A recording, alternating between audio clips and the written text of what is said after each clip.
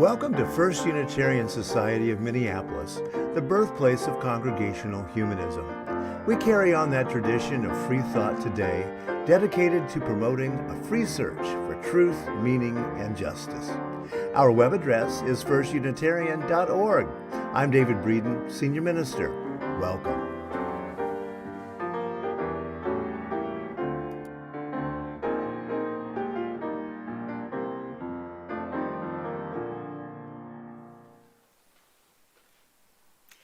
Good morning. Good morning, everyone, and welcome on this beautiful, beautiful morning to our assembly for May 21st, 2023. Whether you are joining us here on site on Mount Curve Avenue in Minneapolis, or you're joining us online, we are delighted that you are here as a part of our gathered community on this special day when we'll welcome new members into our congregation, and we will celebrate our annual meeting today. We'll celebrate volunteers. There's just a lot of energy in this congregation, and that's what we're celebrating and lifting up today. Our theme for this month is On the Path of Creativity, and these are the words of Beth Strano. There is no such thing as a safe space. We exist in the real world, and we all carry scars and have caused wounds. This space seeks to turn down the volume of the world outside and amplify the voices that have to fight to be heard elsewhere. This space will not be perfect. It will not always be what we wish it to be, but it will be ours together, and we will work on it side by side. Come, let us gather in community.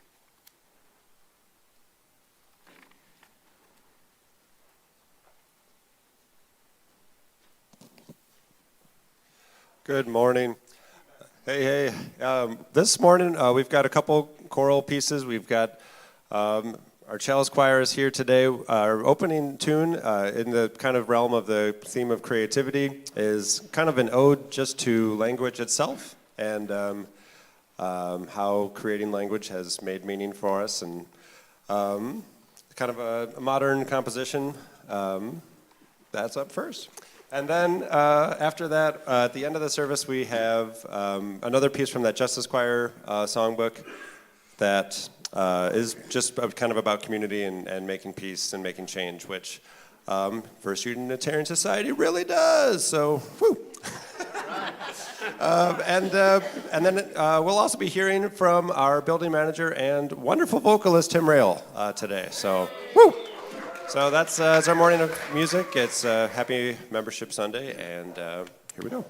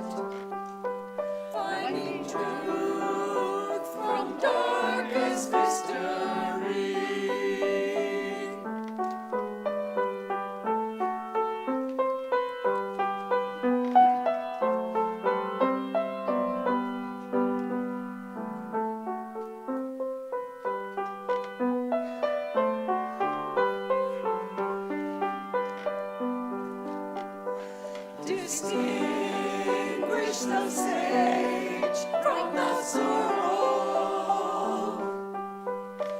for words build the rain.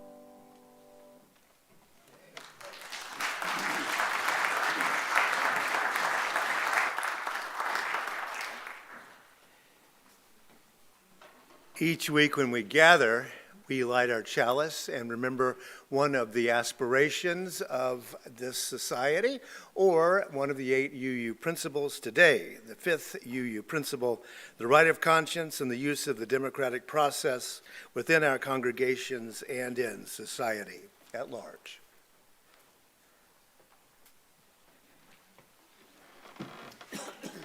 So we're going to sing. Please stand as you are able and willing, for we are a gentle, angry people. The choir will lead us, and we're singing verses, whichever ones show up on the, up here. Hopefully the same ones. We're thinking it's the same one.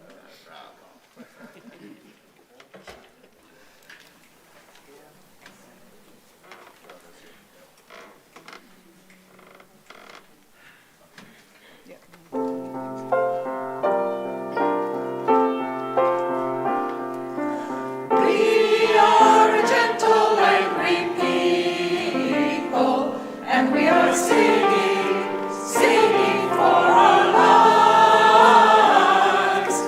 We are a gentle, angry people, and we are singing, singing for our lives. We are a justice-seeking people, and we are singing, singing for our lives. We are a justice-seeking people, and we are singing, singing for our lives. We are a land of many colors, and we are singing, singing for our lives. We are a land of many colors, and we are singing, singing for our lives. We are queer and straight together, and we are singing, singing for our lives. We are queer and straight together, and we are singing, singing for our lives. We are a gentle, loving people, and we are singing, singing for our lives. We are a gentle, loving people, and we are singing, singing for our lives. Please remain standing, and as we share the words of our congregational covenant. Love is the spirit of this place, and service its law. This is our great covenant, to dwell together in peace, to seek the truth in love, and to help one another. Thank you. Please be seated.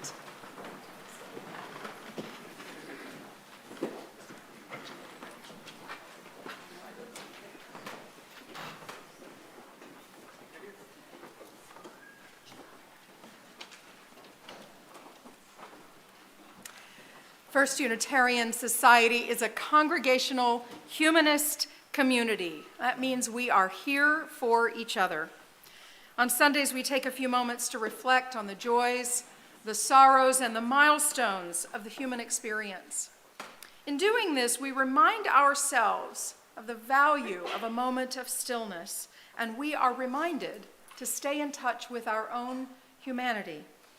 And as a gathered community, we do this so that no one among us is alone in celebrating life's joys or in facing life's tragedies and burdens. We are here for each other.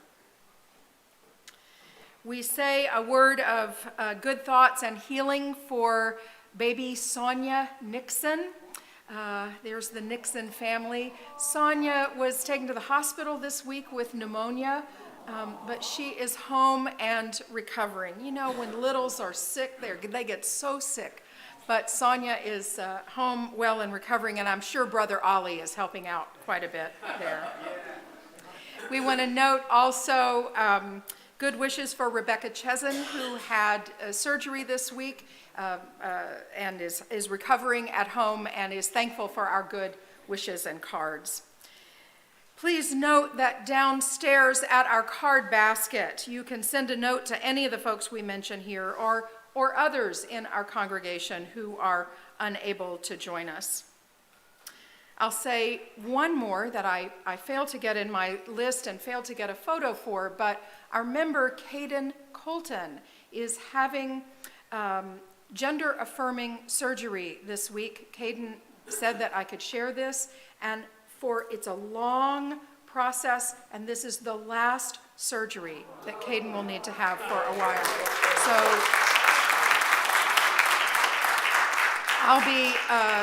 Caden would like to have some meals, and also cards would be welcome, so we'll make sure that we get that information out, but good wishes to you, Caden. Now we take a few moments to reflect on our world and those who work to comfort and heal the suffering and those who work for justice.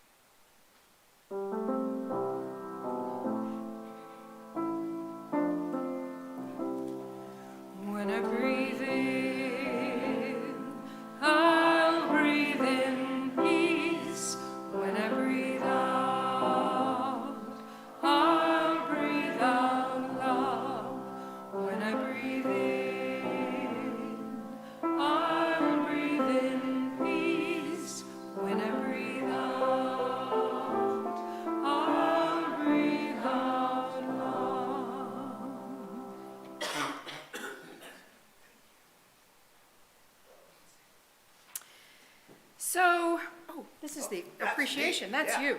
You get to do the pretty photographs here later, but not yet. We have a wonderful staff here at First Unitarian Society. Rev Kelli is up here in front a lot. We don't see the Reverend Dr. J. Exodus Hooper too often. They are a community minister and will be here over the summer while I'm taking a sabbatical. Yay. So let's get some staff up here. Allison Wyeth, please come up, our Director of Religious Education. As you may know, it has not been easy reconstructing religious education post-COVID. Come on up, yes. But you've done a wonderful job doing that, and we really appreciate everything you've done to hold this whole thing together. Dave Lessler is probably cooking food. Dave, are you? Dave Lessler is a member and also a part-time cook and does wonderful food. Some of you experienced that this morning. Kate Goodrich is not here today.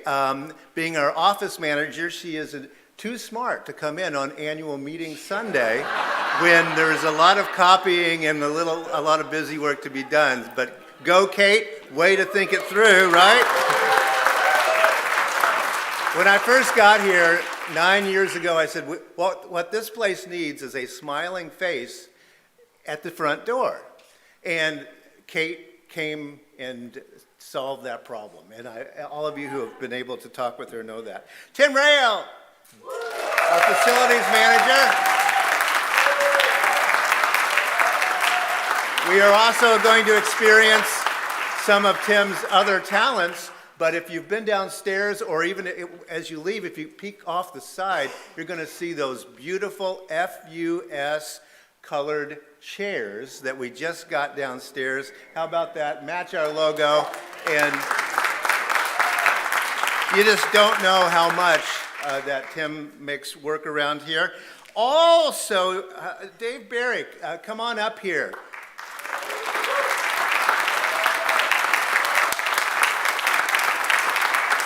Building steward, some of you know that we have a school downstairs all week, and so we have a lot of cleanup, fix up, etc.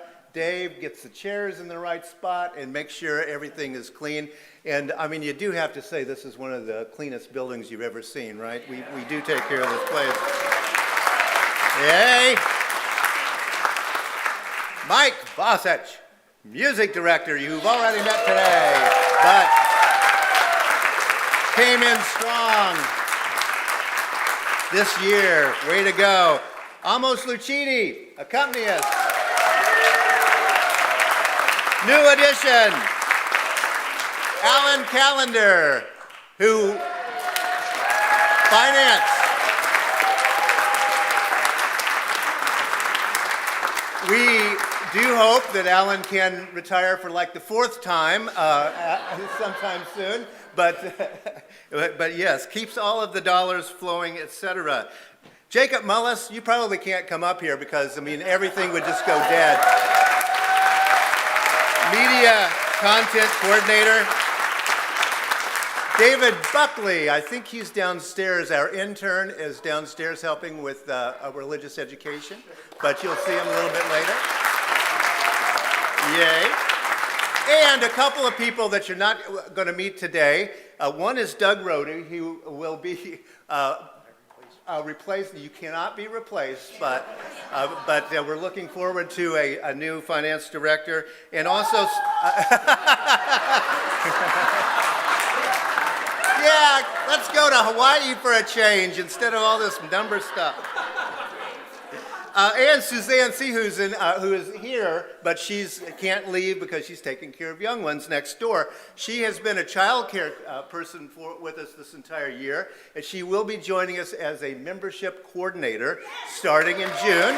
Finally, as you all know, that has been a little bit of a problem, and we finally found the right person. So welcome all these people and say thanks a whole lot. Did I forget anybody? I don't think I did. Yourself. Oh, me, David Breeden. Hey, the luckiest guy. My wife says we got to get closer together, folk, and we'll get a picture. Yay. Hey. All right. Thank you, everybody. Thank you so much. And guess what? Even though we have 15 hardworking staff members in this building, stand up if you have served as a volunteer this year on any of our committees, teams, or whatever. If you've done anything in a volunteer capacity this year, yes, don't feel bad if you're sitting down, but yes. We thank you, volunteers. This place could not run without volunteers, and because even though we have a very capable staff, you know, every time someone says, if we send out a questionnaire, oh, what can we do at FUS to make it better? The answer is always more of the same. More. And I wish we could hire 100 staff, but we can't. But you as a volunteer are spending so many hours out there, and thank you so much. Do attend our annual meeting today, and you will learn a little bit more about what's going on. So thank you, staff and volunteers. Thanks so much.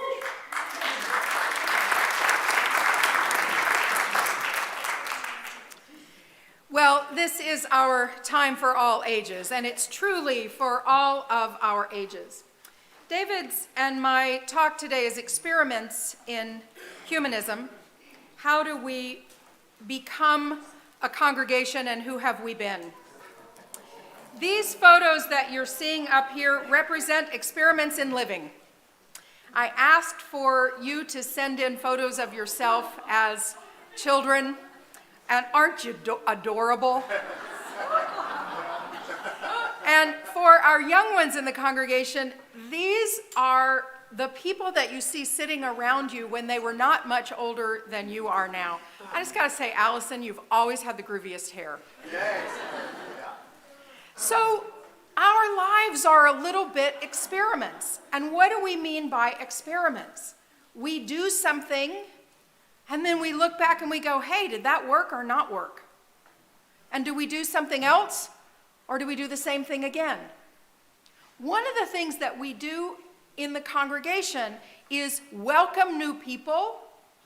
And so this congregation will be fundamentally different next week than it is today, because we're welcoming new members. And all of these folks were new members at one time. And the congregation is different because they came to be a part of it. The other thing we're doing today is celebrating what we've done in this past year. This past year has been an experiment, as every year is. And we take stock and we say, what worked? What didn't work? What are we going to try different next year? Where's our strength and where are our growing edges? And each one of us, young ones and seasoned ones, all of us, well, I don't like to say we're salty, but young ones and well-seasoned ones, we can do this ourselves every year and every day. What worked? How did I do today? Do I want to do the same thing tomorrow, or do I want to try it differently? So as you go about your week, you're about to head off to your religious education classes, and as you head off into that and into your week, let's keep in mind that we don't have to have all the answers. We couldn't have if we wanted to. It's all an experiment in learning. But wait, you're not heading off yet. No. Because we're going to do our new member ceremony, and we want you to be in the room for that as well. So, would our new members please come up to the stage? And you may bring children with you if you like, or not if they don't want to go. That's okay too. And everybody has their little script. Good. We have 14 new members today.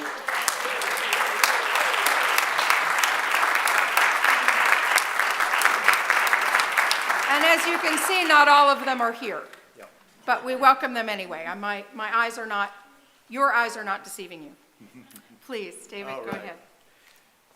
As we welcome our new members to First Unitarian Society of Minneapolis, let's begin with these wise words from the Reverend Dr. William Schultz, former president of the Unitarian Universalist Association.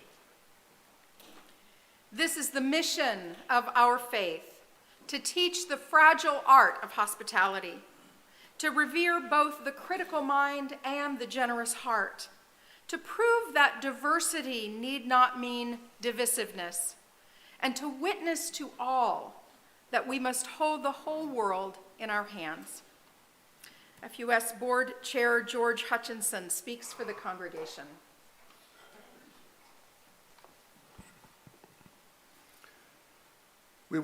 We joyfully welcome you into our congregation and gratefully acknowledge your choice to join us. May you find among us fellowship and help in time of need. We pledge our support, our encouragement, as you join us in our search for truth and meaning and our striving towards justice. Anne, will you come and speak as the rest of the new members read together?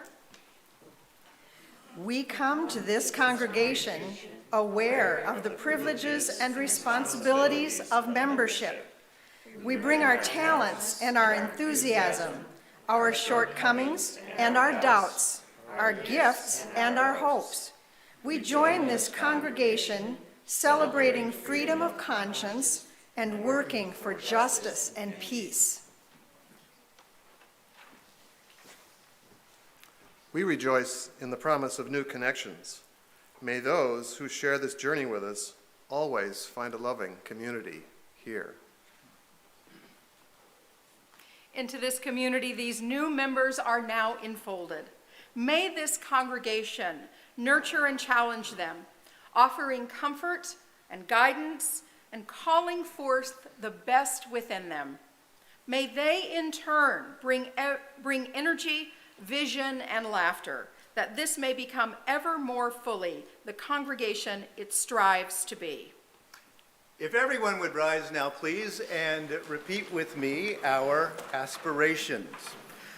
We aspire to live joyfully and ethically in loving and reverent relationship with humanity and nature. Pursue wisdom through reason, science, art, and the stories of civilizations. Make the change we need for a more just, compassionate, and peaceful world, and support one another's journey toward meaning and wholeness in the here and now. Join me in welcoming our new members.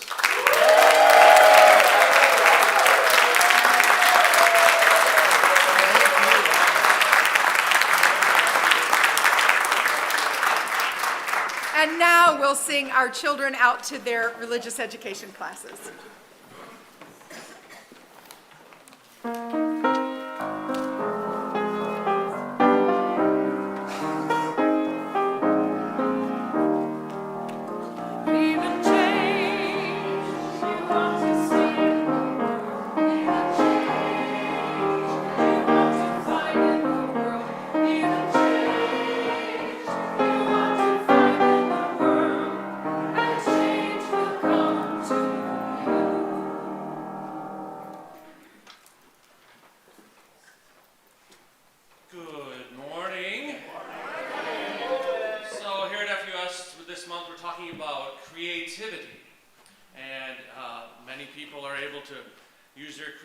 And create things from nothing.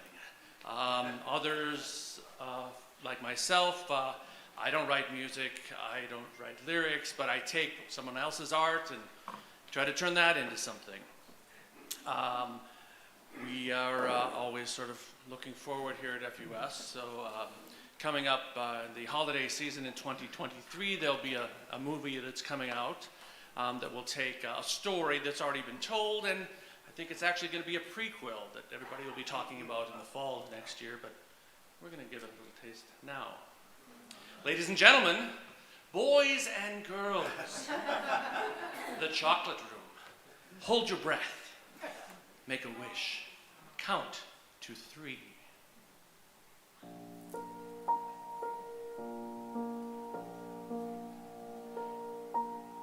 Come with me, and you'll be in a world of pure imagination. Take a look, and you'll see into your imagination. We'll begin with a spin, traveling in a world of my creation. What we'll see will defy explanation. If you want to view paradise, simply look around and view it. Anything you want to do it. Want to change the world? There's nothing to it. There is no life I know to compare with pure imagination. Living there, you'll be free if you truly wish to be.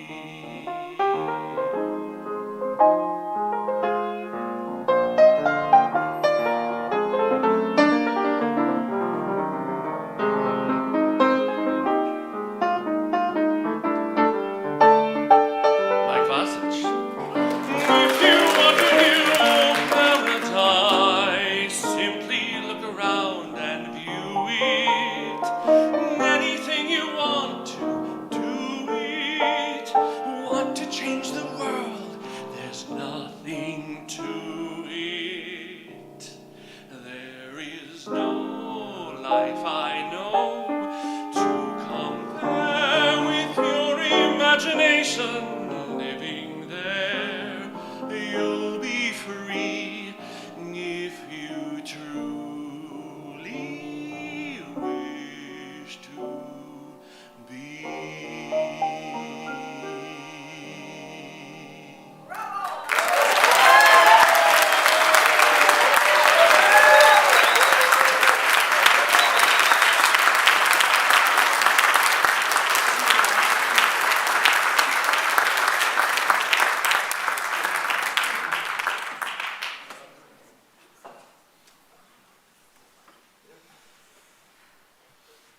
Well, I think those of us who work here and belong here, feel like we punched the golden ticket. Thank you, Tim. As we are thinking about creativity this month on Annual Meeting Sunday and New Member Sunday and Volunteer and Staff Appreciation Day, the energy in this building is so exciting. After the months and months and months of COVID and the trickling back, and we're back. We're back. I think we feel that we continue to have an online presence as well as our on-site presence, and we continue to experiment in what does it mean to be humanists right now, today in 2023, on Mount Curve Avenue in Minneapolis, and in this world so worthy of our attention and love. We've talked about many, many things this year, hoping to keep love at the center of what we do. And I call us to continue asking the question, what kind of humanists do we wish to be? This congregation has a reputation, you may know, among other congregations in the Twin Cities as being, we're serious, kind of crusty humanists, but they don't know us. There's an old thing that goes around, the pulpit is made of cold, polished steel, and that's not an accident. But they don't know us. They don't know us. I remember when I was a seminarian and I got chased out. I came here to do a little presentation and I got chased out of the room by a crusty humanist who said, "You better not be a humanist and call yourself that." I know of somebody who got chased out of a room because they said something about prayer. They don't know us because that's not who we are anymore. That does not represent the kind of humanism we are experimenting with, that we are creating here. We do no good to our brand of humanism to bash theists. Let me say that again. We do no good to our brand of humanism to bash theists of any stripe. Now, I tell you, it's fine and dandy for us to speak against and work against authoritarianism and white Christian nationalism. And well, we should, as a political movement. But I don't need to question other people's faith commitments to be a humanist in my own right. Amen. Okay, amen. Which only means, may it be so. Right? So I got a little bug up my butt about this. Could you tell? We are leaders in the work that we do, and I've heard it said that Unitarian Universalists and humanists in the way we practice it are the leaven and not the bread. We give language, we give rise to ideas for other people to come along in it, and don't we want them to? And don't we want to come along with other people who are doing great work in the public square? So as we imagine our humanism, let us celebrate the warmth and energy of this beloved congregation, the way we care for each other, the way we're interested in each other's lives, the way we ask questions about each other, and let us take that love at the center of all we do in experimenting and creating how positive humanism can be, both in these walls, online, but in our expression out in the world. So somebody can ask, what's lighting you up? And you can say, wow, I'm a humanist, and this is how I live my life. Amen, and may it be so.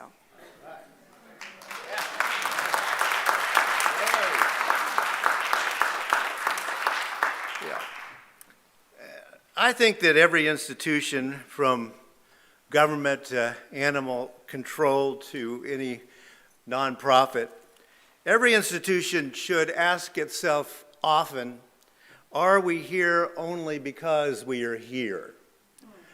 Are we here only because we're here? It's an important question. Think about all the groups you've noticed that are here only because they've been here, from churches to clubs to groups to rock bands. That's the question I want to explore on this new member and annual meeting Sunday very quickly here. Is FUS only here because we're here? Why are we working to maintain this institution? To get at that question in a deeper way, I want first to imagine Swamp Man. Now, I know that this is Swamp Thing, not Swamp Man, but you have to realize that philosophers don't have great illustrators, and so they don't tend to, and so we'll go with this one. The Canadian moral philosopher Donald Davidson posed a thought experiment. Quote, suppose lightning strikes a dead tree in a swamp. I, the philosopher, am standing nearby. My body is reduced to its elements, while entirely by coincidence and out of a completely different molecules, the tree is suddenly turned into my physical replica. All right, now Davidson goes on. My replica, the Swamp Man, moves exactly as I did. According to its nature, it departs the swamp, encounters and seems to recognize my friends, appears to return their greetings in English. It moves into my house and seems to write articles on philosophy. No one can tell the difference, but there is a difference. My replica can't recognize, right, anything in the first place, because it never cognized anything to begin with. All right? You can't recognize if you haven't cognized. He goes on. I can't know my friends' names, though of course it seems to. It can't remember my house.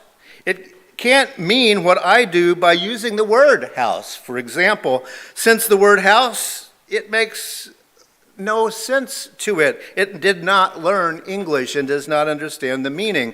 It doesn't understand any meaning at all. I don't see how my replica can be said to mean anything by the sounds it makes, nor can it have any thoughts. End quote. Now, Dr. Davidson died back in 2003, but his thought experiments concerning what a self is, the real self, continue to fascinate philosophers, students, and it continues to generate ideas, especially as we think about artificial intelligence, of course. As is clear in the Swamp Man scenario, it is the interior life that Davidson claims makes up a self. What's going on interiorly? Outward actions do not necessarily reflect inner life. And of course, some of you recognize that the Turing test is back in the genealogy of this idea. I'm going to talk more about it next week. How we think, that we speak and take action with intentionality is, according to Davidson, what makes us sentient beings, acting with, well, maybe even free will in the world. Now, other philosophers have considered the same idea through the famous transporter in Star Trek. The machine is assumed to transfer a person, every molecule of a person, exactly as that self was, and then it goes to another place, which in the show appears to work. Except when the plot depends on it not working, of course. Now, when it works, the characters show up on a new planet or whatever with all their intentions and their interior lives in place, don't they? They can speak and take action exactly as they had behaved before. But what if Spock's interior life ends up in Kirk's body? Well, hilarity will ensue on the show. But this is a serious question that we human beings need to figure out for ourselves. What is a self? What is a self? What do we mean by that? Some argue that for such a thing as a transporter to exist would mean that each person going into that transporter would be killed, or at least cease to exist each time they go into it. A new being would come back out of it, some philosophers argue. But what makes a copy a copy? Can there be something we could call an authentic copy? Or is every copy a fake copy? It's sort of like, what is that? Real artificial wood, isn't it, you can buy? For Professor Davidson, this is a very serious point, and he makes it very explicit. He says, nothing in the world, no object or event would be true or false if there were not thinking creatures. Nothing in the world, no object or event would be true or false if there were not thinking creatures. All right? Why? Well, for him, it's the same reason that Swamp Man is not the real, not the self of the philosopher that went into the swamp. True, false, real, unreal, good, bad, subject, object, event, all of these are the perceptions of sentient beings. Now, I'm not just saying human beings, I hasten to add, sentient beings. Non-human animals are not automatons or artificial intelligence either. Sentience. For true or false to exist, intention has to exist. All right? In other words, self exists because you have an intention. Now, no intention, no self. Now, I hasten to add that I'm speaking in terms of consciousness here and decision making. I'm not talking about people in coma having no rights. But the intentionality of consciousness appears to be what gives us a self. Now, with that in mind, allow me to ask the question again, is this institution here today only because it has been here for a long time? In other words, if a thing called First Unitarian Society went into that transporter in 1881 and comes out First Unitarian Society in 2023, is it real? Or is it a zombie-like copy? Well, we know some institutions that are that, don't we? My answer is that it depends upon you, the collective you that is the collective consciousness of First Unitarian Society. To help this reflection, let's consider a couple of mission statements. Now first, our sister congregation across the highway, Hennepin Avenue United Methodist Church. I hasten to add, by the way, I'm not Christian bashing. The senior minister there is a good friend of mine. I'll be going to her retirement party in a couple of weeks. We're not arguing about that kind of thing. But this is what the mission statement across the street says. Hennepin Avenue United Methodist Church's mission is to make disciples of Jesus Christ for the transformation of the world. Not a bad mission statement, except for us, I think, there are a couple of sticky wickets. One, what are the intentions and actions of a disciple of Jesus Christ? There does seem to be some disagreement about that. We've noticed. What do we want to transform the world into? There also appears to be some disagreement about that. Not a bad statement, but also not real clear. Now, the pride flag says it all across the street, but let's look at our 1881 statement of purpose. Now, we still have the incorporation documents from this group in 1881 when they were writing in ink, and it says the purpose is to form an association where people without regard to theological differences may unite for mutual helpfulness in intellectual, moral, and religious culture and humane work. All right? Now, that was a radical statement in 1881. People without regard to theological differences may unite in this congregation. That statement was radical then, and I would say it's still radical today. We are not here to make disciples of Jesus or Buddha or Marx or Darwin or anybody. No, we're here to be ourselves intentionally. We unite without regard to theological differences, which means that we're not testing for or looking for similarity or difference in terms of theology.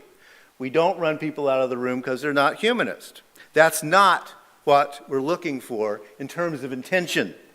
We unite for mutual helpfulness in intellectual, moral, and religious culture and humane work. We unite to be mutually helpful. That actually has a definition, unlike what it means to be a disciple, right? Mutually helpful, meaning it ain't helpful if I don't think it's helpful what you're doing to me, right? It's mutually helpful, and we work together. We unite to be mutually helpful among ourselves and in the larger world. And here is the mission statement that we have on our website today that we practice. As a congregational humanist community, we at the First Unitarian Society of Minneapolis foster a free search for knowledge and meaning, strive for justice, and serve one another, the Twin Cities, and beyond. Humanist in this context means that today, just like in 1881, we're not going to ask about your beliefs or even your intentions.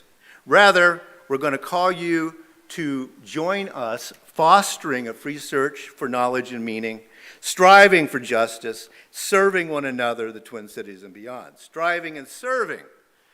And I'm going to talk more about that next week, how not to be a zombie in a congregation. Two things can be true at the same time, as we all know. Yes, this institution has a proud history, but no, we are not finished with the work that our forebears set us to do.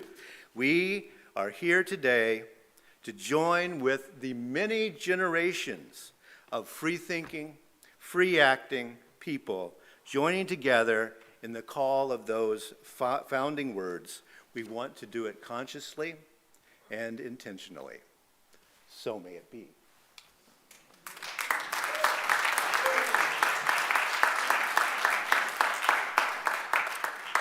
So let's sing together our song, When Our Heart is in a Holy Place. It's 10:08 in the Teal songbook, and of course the lyrics will come up here, and please stand as you are able and willing.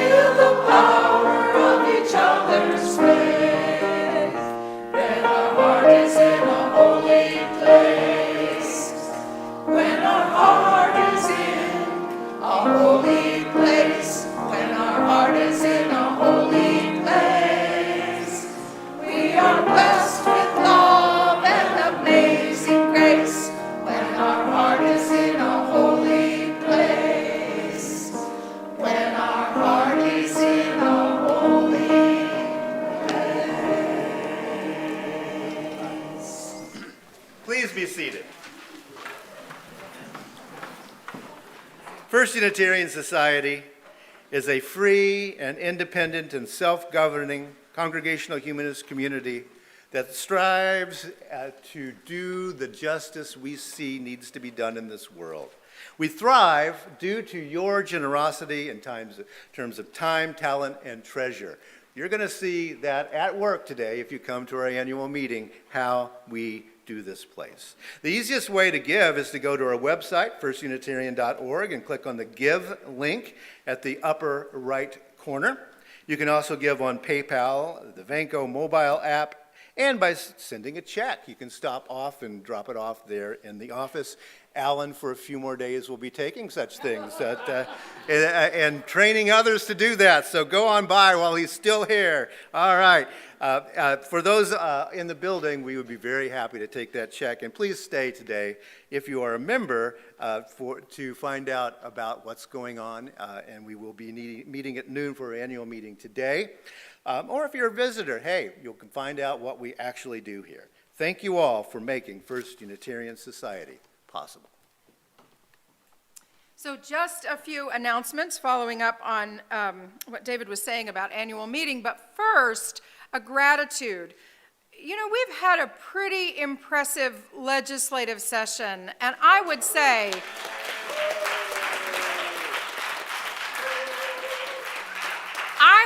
that 9/10 of the credit goes to our Active Voices team.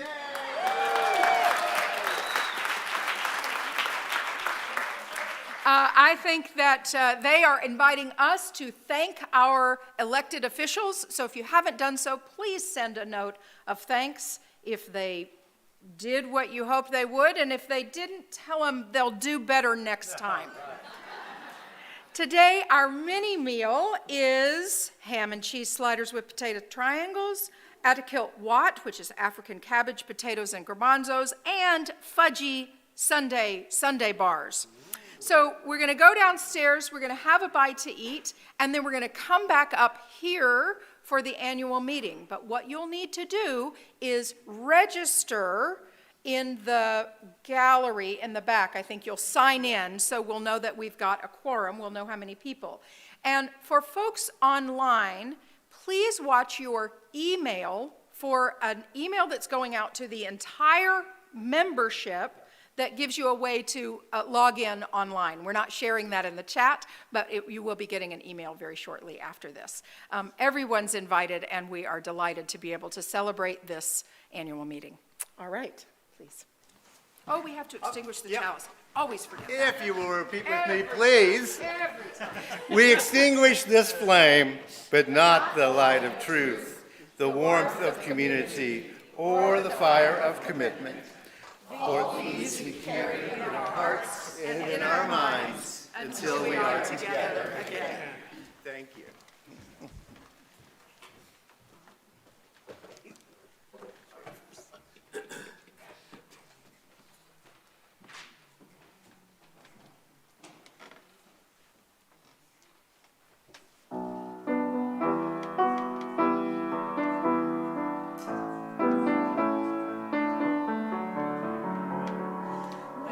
We are singing, we are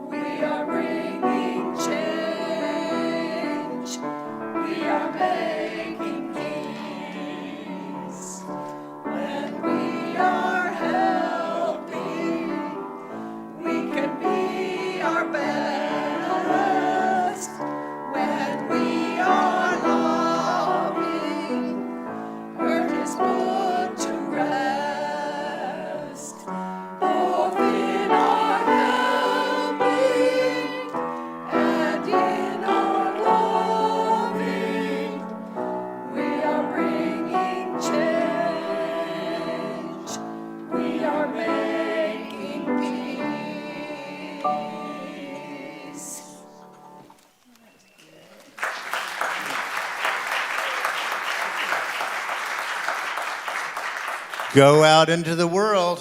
Be fearless. Ask questions. Hold on to what is good. Strengthen the weak, comfort the fearful, serve the suffering. Do what makes you come alive, because as the great Howard Thurman said, the world needs more people who have come alive. So may it be.